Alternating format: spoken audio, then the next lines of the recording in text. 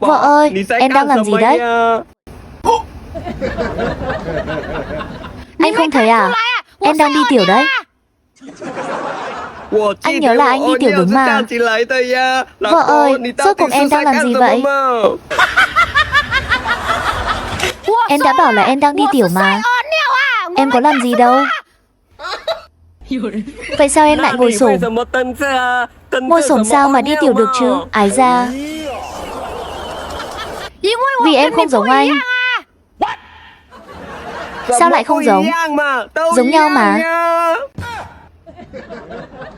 Vì anh là con trai, em là con gái. Con trai con gái chẳng phải đều là người sao? Uầy, cái đồ ngốc này. Tôi không nói chuyện với anh nữa. Cút sang một bên.